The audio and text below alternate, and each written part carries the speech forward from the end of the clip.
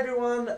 So after last week's kind of really good episode, really exciting episode, Game of Thrones had to carry it off and carry it on with an even better episode, and I think they did it brilliantly this week. But before we get on to the main review, let's just issue a quick spoiler alert for last night's episode and possibly the events of last week's episode and episode 1 as well, season 6.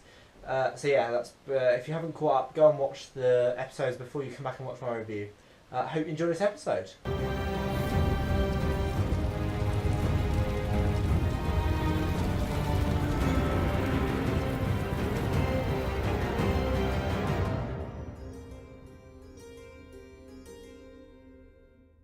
Okay then guys, so the title of season 6 episode 3 was Oathbreaker.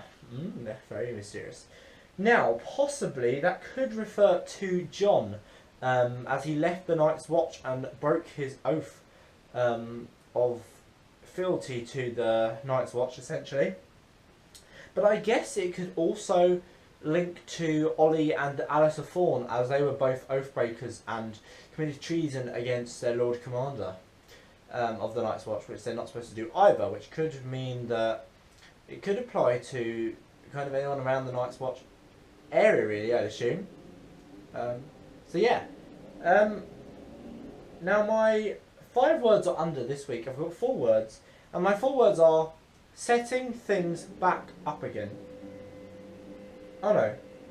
Sorry, setting things up again.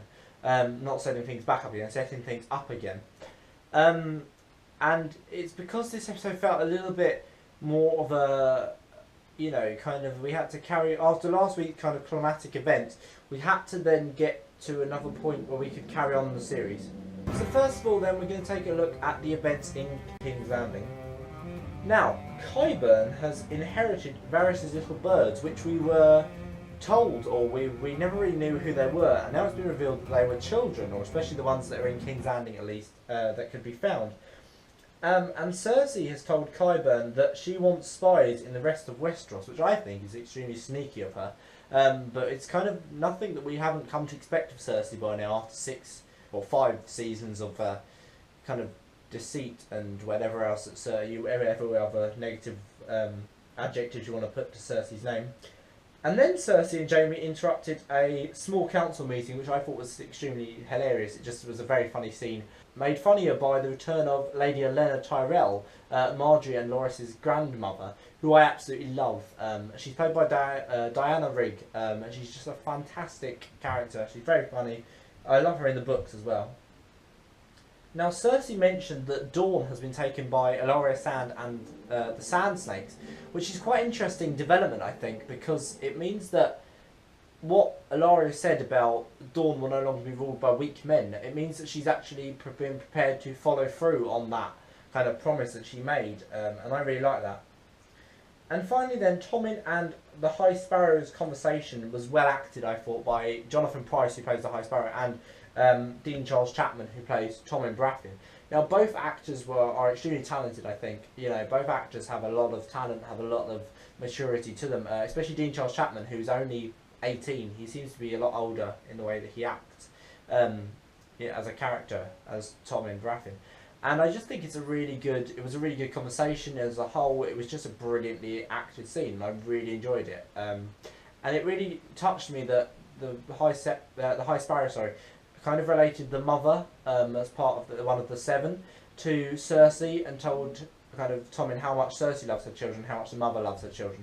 Up in the north then, and in Winterfell specifically this week, we didn't see much of the rest of the north. Small John Umber met with Ramsay and Harold Karstark, Ramsay Bolton, and Harold Karstark, which is Lord Karstark's son. If you remember back into season 2, I think, season 2 or 3, Lord Karstark, who was Robb Stark's bannerman, got executed by Robb because he was treasonous, or he was seen to be treasonous. I think it's back in season 3 actually, it might be in season 3.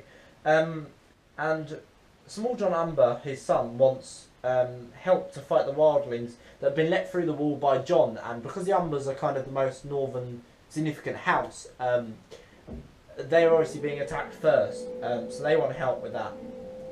And he brought Ramsay a gift, which turned out to be Osha and Rickon Stark. And Rickon and Osha haven't been in it since season 3.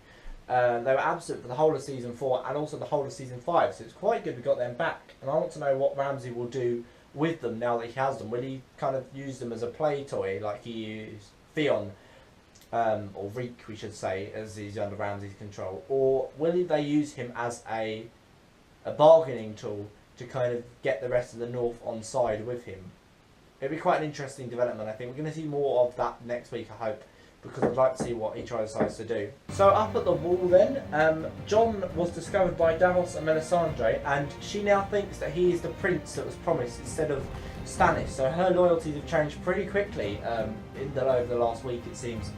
And then there was a lot of there wasn't really much going on at the wall other than that the wildlings now think that Jon is a god because he came out from the dead, and Tormund Giantsbane told him that.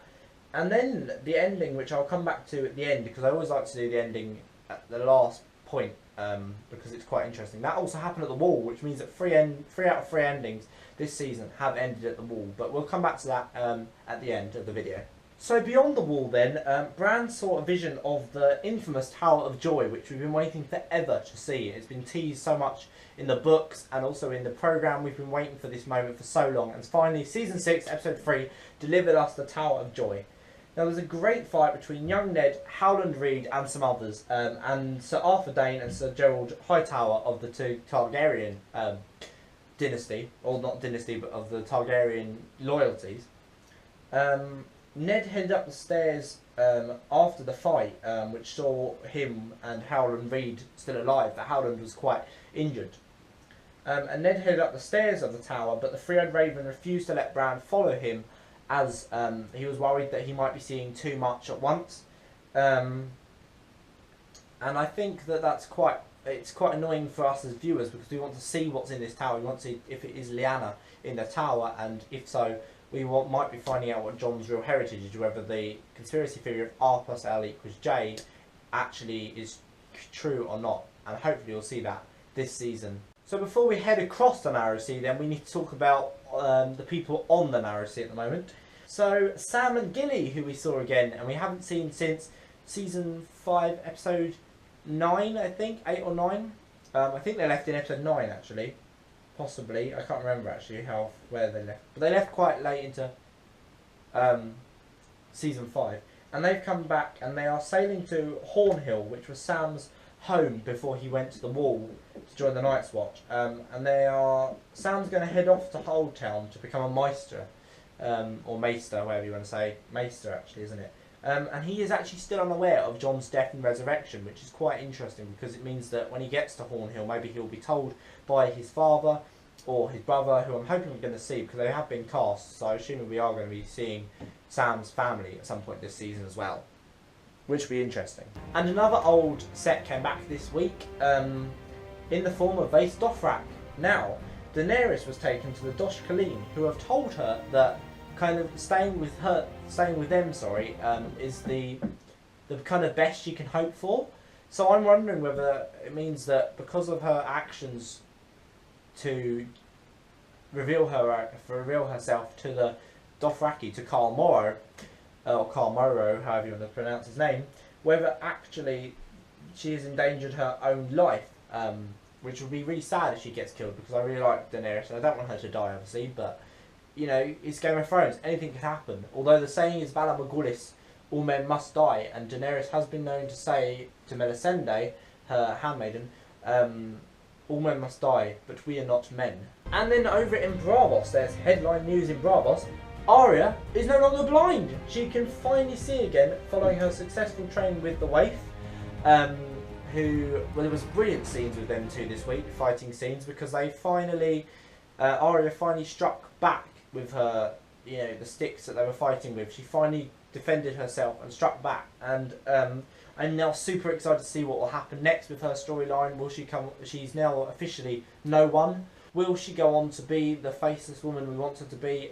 Will we see her just kill more people? I would like to see some more scenes with Arya killing people, because I think she hasn't really had much of a storyline up until this point, massively. She's a bit like,